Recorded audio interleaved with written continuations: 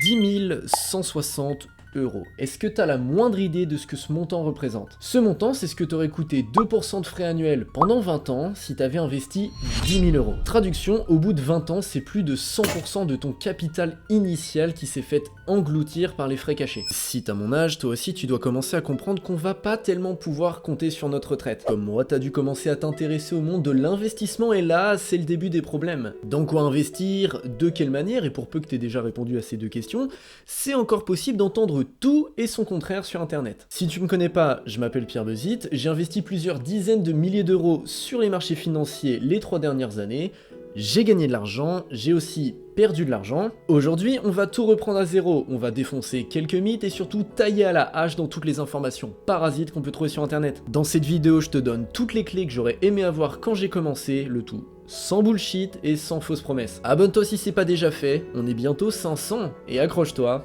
On est parti. Je te propose de commencer par la base de la base avec une phrase simple. Il n'existe rien de tel que le meilleur investissement. Ça a l'air très con dit comme ça, mais on a tendance à l'oublier. La bourse n'est pas mieux que l'immobilier, la crypto n'est pas mieux que les obligations et le private equity n'est pas mieux que l'or. Pour savoir si un investissement est bon ou pas, il faut non pas s'intéresser à l'investissement, mais à toi. Un bon investissement, c'est un investissement qui correspond à ton profil. Oui, mais mon youtubeur, il a dit que la crypto, c'était le meilleur investissement. Si ton youtubeur a dit ça, c'est qu'il te vend une formation. Et petit point en marketing, on ne vend pas une formation sur les crypto-monnaies en te disant que l'immobilier, c'est mieux. La première étape, c'est donc de faire le bilan de ce que tu sais faire, de ce qui t'intéresse, des risques que tu es prêt à prendre et de tes envies. Et là, tu pourras enfin trouver l'investissement qui te convient et devenir riche.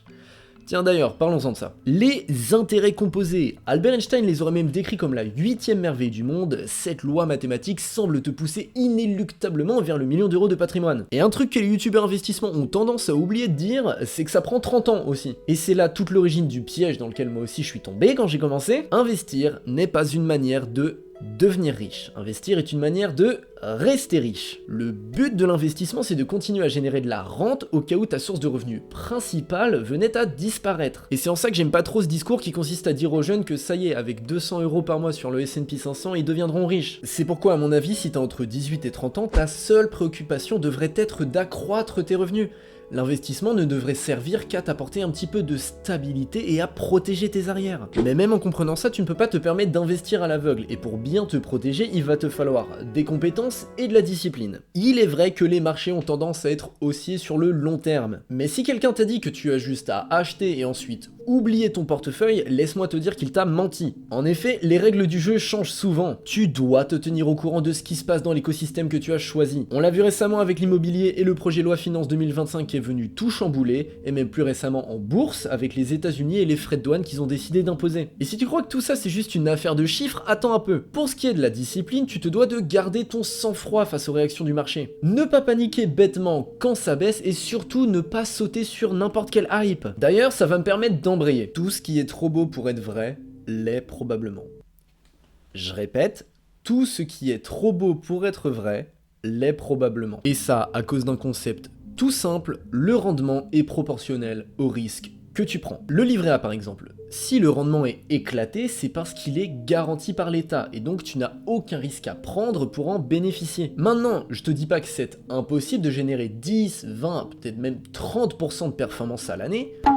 Je l'ai fait, mais par contre, si en face on te garantit que tu n'as aucun risque à prendre, je t'invite à t'enfuir très loin. Tu es sûrement face à une arnaque. Ok, maintenant t'es chaud. T'as défini ton profil d'investisseur, ta tolérance au risque, tu es super renseigné sur ton écosystème, et ta discipline est indestructible. Mais on n'est pas encore tiré d'affaire. Et oui, le grand marionnettiste a encore quelques tours dans son sac. J'ai pas trouvé d'autre manière de le dire, alors je vais le dire comme ça.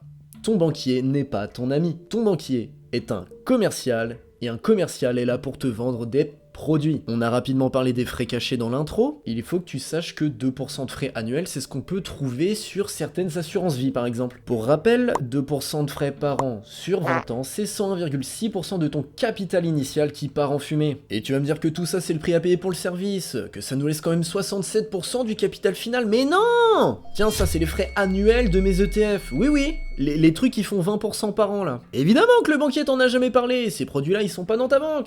Enfin si, ils y sont, mais pas pour toi.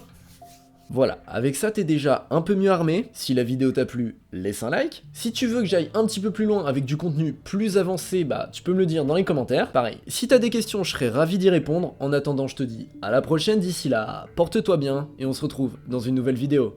Ciao.